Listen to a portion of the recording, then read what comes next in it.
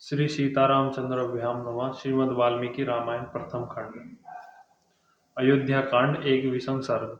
लक्ष्मण का रोष, उनका श्री राम को बलपूर्वक राज्य पर अधिकार कर लेने के लिए प्रेरित करना तथा श्री राम का पिता की आज्ञा के पालन को ही धर्म बताकर माता और लक्ष्मण को समझाना।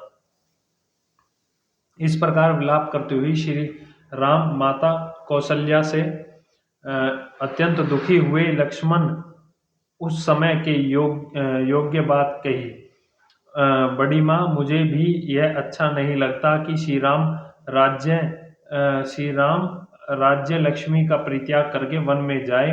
महाराज तो इस समय स्त्री की बातों में आ गए हैं, इसलिए इनकी प्रकृति विपरीत हो गई है। एक तो वे बूढ़े हैं, दूसरे विषयों में उन्हें वश में कर लिया है। अतः कामदेव के वशीभूत हुए वे नरेश कैकई जैसी स्त्री की प्रेरणा से यह क्या नहीं कह सकते। मैं श्री रघुनाथ जी का ऐसा कोई अपराध या दोष नहीं देखता जिससे उन्हें राज्य से निकाला जाए और वन में रहने के लिए विवश किया जाए। मैं संसार में एक मनुष्य को भी ऐसा नहीं देखता जो अत्यंत शत्रु एवं तिरस्कृत होने पर भी परोक्षम में भी इनका कोई दोष बता सके। धर्म पर दृष्टि रखने वाला कौन सा ऐसा राजा होगा जो देवता के समान शुद्ध, सरल, जितेंद्रिय और शत्रुओं पर भी स्नेह रखने वाले श्री राम जैसा पुत्र का आकरण परित्याग करेगा। जो पुण्य बाल भव विवेक शून्य को प्राप्त हो गए हो, ऐसे राजा के इस वचन को राजनीति का ध्यान रखने वाला कौन पुत्र अपने हृदय में स्थान दे सकता है। रघुनंदन, जब तक कोई भी मनुष्य आपके वनवास की बात को नहीं जानता है, तब तक ही आप मेरे सहायता से इस राज्य के शासन की बागडोर अपने हाथ में लीजिए।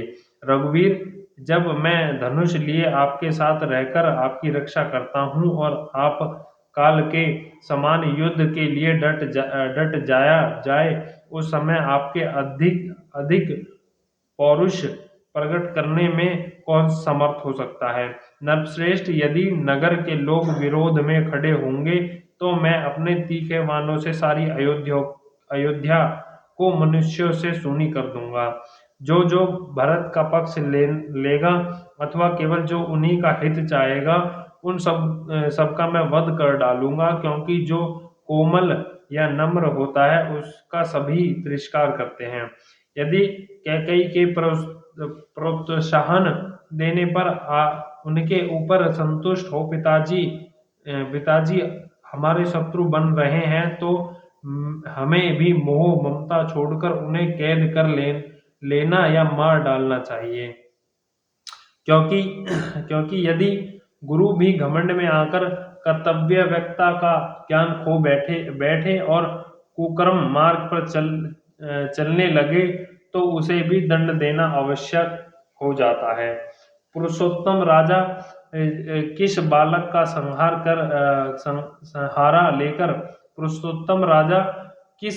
सहारा लेकर अथवा किस कारण को सामने रखकर आपको न्यायतम प्राप्त हुआ, यह राज्य अथवा कैकेयी को देना चाहिए। शत्रु दमन, श्री राम आपके और मेरे साथ भारी वैर बांधकर इनकी क्या शक्ति है कि यह राज्य लक्ष्मी ये भरत को दे दे। देवी बड़ी माँ, मैं सत्य, धनुष, दान तथा यज्ञ आदि की शपथ खाकर तुमसे सच्ची बात कहता हूँ कि मेरे अपने पूज्य भ्राता श्री राम में हार्दिक अनुराग है। देवी, आप विश्वास रखें, यदि श्री राम जलती हुई आग में या घोर वन में प्रवेश करने वाले होंगे, तो मैं इससे भी पहले उसमें प्रविष्ट हो जाऊंगा।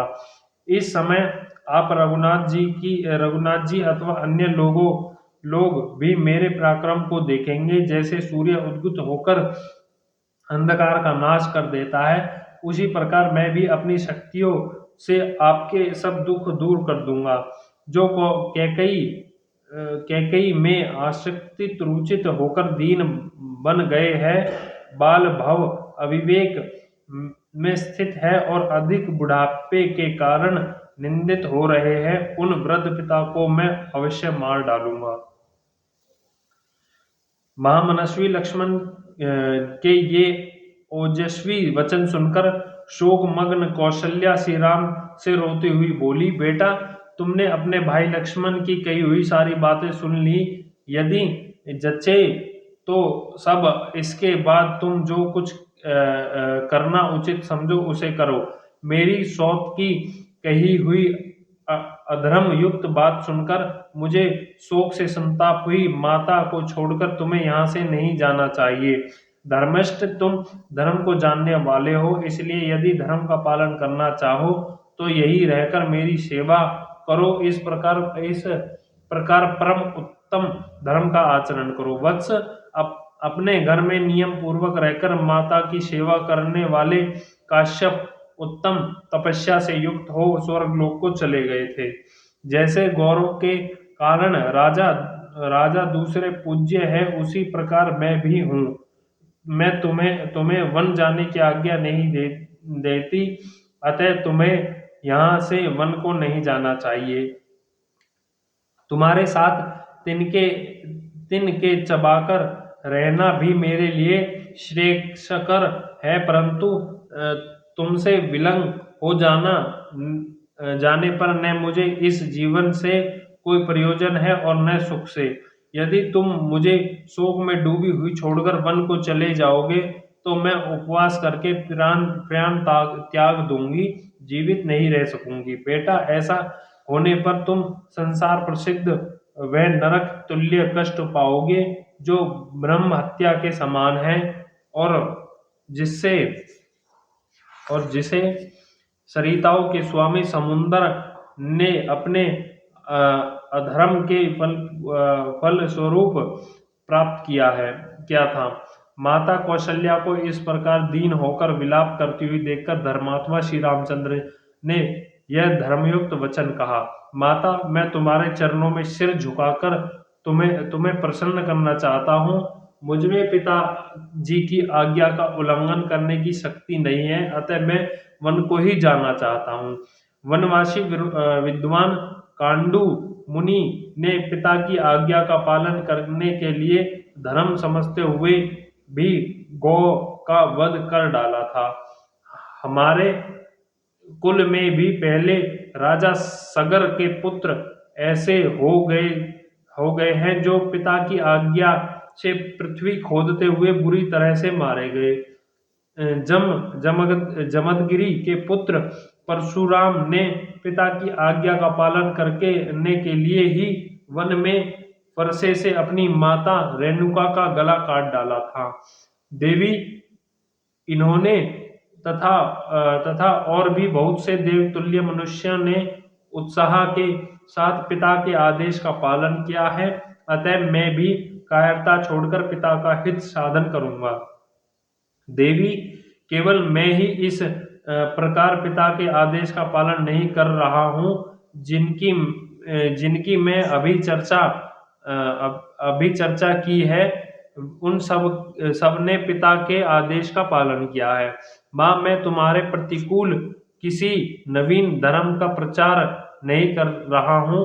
पूर्ण काल के धर्मात्मा पुरुषों का भी यह अभीष्ट था। मैं तो उनके चले हुए मार्ग पर ही अनुसरण करता हूँ। इस भूमंडल पर जो सबके लिए करने योग्य है वही मैं करने जा रहा हूँ। इसके विपरीत कोई न करने योग्य काम नहीं कर रहा हूँ। पिता की आज्ञा का पालन करने वाला कोई भी पुरुष धर्म से भ्रष्ट नहीं होता। अपनी माता से ऐसा कहकर वाक्योत्तम में श्रेष्ठ समस्त धनुर्श्रोमणि श्री राम अपने पुण्य लक्ष्मण से कहा, लक्ष्मण, मेरे प्रति तुम्हारा जो परम उत्तम स्नेह है उसे मैं जानता हूँ। तुम्हारे पराक्रम, धैर्य और दुर्शंस तेज का भी मुझे ज्ञान है। शुभ लक्ष्मण, मेरी माता को जो अनुपम एवं महान दुख हो रहा है वह सत्य है और शम के विषम मेरे अभिप्राय को न समझने के कारण है। संसार में धर्म ही सबसे श्रेष्ठ है। धर्म में ही सत्य की प्रतिष्ठा है। पिताजी का वचन भी धर्म के आश्रित होने के कारण परम उत्तम है। वीर धर्म धर्म का आश्रय लेकर रहने वाले पुरुष को पिता, माता अथवा ब्राह्मणों के वचनों का पालन करने की प्रतिज्ञा करने धर्म का आश्रय लेकर रहने वाले पुरुषों को पिता, माता अथवा ब्राह्मणों के वचनों का पालन करने की प्रतिज्ञा करके उसे मिथ्या नहीं करना चाहिए। वीर अतः मैं पिताजी की आज्ञा का उल्लंघन नहीं कर सकता, क्योंकि पिता के कहने से ही कैकेयी ने मुझे वन में जाने की आज्ञा दी है। इसलिए केवल शास्त्र धर्म का अवलंबन करने वाली इस ओछी बुद्धि का त्याग करो, धर्म का आश्रय लो, कठोरता छोड़ो और मेरे विचारों का अनुसार चलो, मेरे विचारों के अनुसार चलो। अपने भाई लक्ष्मण से 100 वर्ष ऐसी बात कहकर उन्हें बड़े भ्राता श्री राम पुनः कौशल्या के चरणों में मस्तक झुकाया और हाथ जोड़कर कहा, देवी, मैं यहाँ से वन को जाऊंगा, तुम मुझे आज्ञा दो और स्वाक्षिक वचन कराओ। यह बात मैं अपने प्राणों की शपथ दिलाकर कहता हूँ। जैसे पूर्ण काल में राजश्री ययाति सर्वलोक का त्याग करके पूर्ण भूतल पर उतर आए थे, उसी प्रकार मैं भी प्रतिज्ञा पूर्ण करके पूर्ण वन से अयोध्यापुरी को लौट आऊंगा।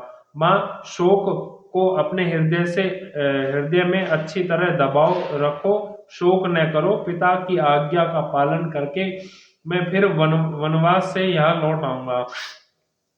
तुमको, मुझको, सीता को, लक्ष्मण को और माता सुमित्रा को भी पिताजी की आज्ञा में ही रहना चाहिए। यही सनातन धर्म है। माँ, यह अभिषेक की सामग्री ले जाकर रख दो। अपने मन का दुख मन में ही दबा लो और वनवास के संबंध में जो धर्मानुकूल विचार है उसका अनुसरण करो, मुझे जाने की आज्ञा दो। श्री रामचंद्र की यह धर्मानुकूल तथा व्यग्रता और आकुलता से रहित बात सुनकर जैसे मरे हुए मनुष्य में प्राण आ जाए, उसी प्रकार देवी कौशल्या मूर्छा त्याग होश में आ गई तथा अपने पुत्र श्री राम की ओर देखकर इस प्रकार कहने लगी, बेटा, धर्म और सौहार्द के नाते जैसे पिता तुम्हारे लिए आदरणीय गुरुजन है, वैसे ही मैं भी हूँ। मैं तुम्हें वन में जाने की आज्ञा नहीं देती। वत्स, मुझ दुखिया को छोड़कर तुम्हें कहीं नहीं जाना चाहिए।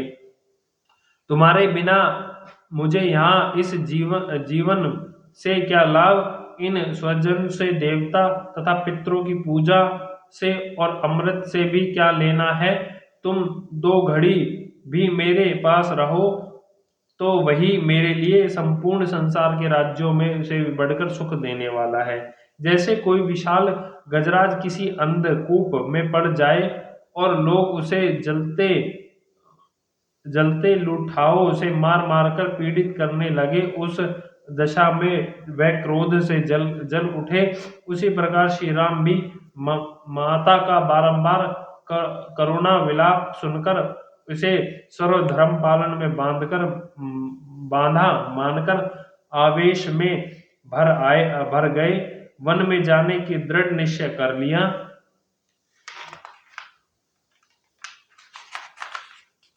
उन्होंने धर्म में ही दृढ़ता पूर्वक स्थिर रहकर अचेत सी हो रही माता से और आतर हुए संताप हुए सुमित्रा कुमार लक्ष्मण से ऐसा धर्म अनुकूल बात कही जैसे उस अवसर पर वे ही कह सकते थे। लक्ष्मण, मैं जानता हूँ तुम सदा ही मुझ में भक्ति रखते हो और तुम्हारा पराक्रम कितना महान है यह भी मुझे छिपा नहीं है, तथापि तुम मेरे अभिप्राय की ओर ध्यान न देकर माता जी के साथ स्वयं भी मुझे पीड़ा दे रहे हो। इस तरह मुझे अत्यंत दुख में न डालो। इस जीव जगत में पूर्ण कृत्य धर्म के फल की प्राप्ति के अवसरों पर जो धर्म, अर्थ और काम तीनों देख गए हैं, वे सब के सब यहाँ धर्म है, जहाँ धर्म है वहाँ अवश्य प्राप्त होते हैं, इसमें संशय नहीं है। ठीक उसी तरह जैसे भार्या धर्म, अर्थ और काम तीनों की साधन होते हैं, वह पति के वशीभूत या अनुकूल रहकर अतिथि सत्कार आदि धर्म के पालन में सहायक होती है। प्रेषी रूप से काम का साधन साधन बनती है और पुत्रवती होकर उत्तम लोक की प्राप्ति स्वरूप अर्थ की साधिका साधिका होती है। जिस कर्म कर्म में धर्म आदि आदि सब पुरुषार्थों का संवेद न हो, उसको नहीं करना चाहिए। जिससे धर्म की सिद्धि होती हो उसी का आरंभ करना चाहिए। जो केवल अर्थपरायण होता है वह लोकों में सबके द्वेष का पात्र बन जाता है तथा धर्म विरुद्ध काम में अत्यंत आसक्त होना प्रशंसा नहीं, निंदनीय बात है। महाराज, हम लोगों के गुरु, राजा और पिता होने के साथ साथ भी बड़े बूढ़े माननीय पुरुष हैं। वे क्रोध से, हर्ष से अथवा काम से प्रेरित होकर भी यदि किसी कार्य के लिए आज्ञा दे तो हमें धर्म समझकर उसका पालन करना चाहिए। जिसके आचरण में क्रूरता नहीं है, ऐसी कौन पुरुष पिता की आज्ञा के पालन रूप धर्म का आचरण नहीं करेगा। इसलिए मैं पिता की इस संपूर्ण प्रतिज्ञा का यथावत पालन करने से मुंह नहीं मोड़ सकता। तात लक्ष्मण, वे हम दोनों को आज्ञा देने में समर्थ गुरु है और माता जी के तो वे ही पति, गति अथवा धर्म है। वे धर्म के प्रवक्त महाराज अभी जीवित हैं और विशेषतः अपने धर्मपरायण मार्ग पर स्थित है। ऐसी दशा में माताजी जैसी दूसरी कोई विधवा स्त्री बेटे के साथ रहती है, उस प्रकार मेरे साथ यहाँ से वन में कैसे चल सकती है। अतः देवी, तुम मुझे वन में जाने की आज्ञा दो। अपने मंगल के लिए स्वाक्षत वचन कराओ, जिससे वन वास की अवधि समाप्त होने पर भी मैं तुम्हारे सेवा में आ जाऊं। जैसा राजा यथाति सत्या के प्रभाव से फिर स्वर्ग लौट आए थे। केवल धर्महीन राज्य के लिए ही मैं महान फलदायक धर्म पालन स्वरूप सुयश को पीछे नहीं ढकेल सकता। माँ, जीवन अधिक काल तक रहने वाला नहीं है, इसके लिए मैं आज अधर्म पूर्वक इस तुच्छ पृथ्वी का राज्य लेना नहीं चाहता। इस प्रकार नरश्रेष्ठ श्री रामचंद्र के धैर्य पूर्वक दंड का प्रायण में जाने की इच्छा से माता को प्रसन्न करने वाला प्रयत्न किया तथा अपने छोटे भाई लक्ष्मण को भी अपने विचार के अनुसार भली भांति धर्म का रहस्य समझाकर मन ही मन माता की परिक्रमा करने का संकल्प किया। इस प्रकार श्रीमद् वाल्मीकि निर्मित अर्ष रामायण आदि काव्य के अयोध्या कांड में 21वां सर्ग पूरा हुआ। बोल सियापति रामचंद्र की जय। पवन सुत हनुमान की जय। लक्ष्मण भरत शत्रुघ्न भगवान की जय। जय सियापति रामचंद्र की जय।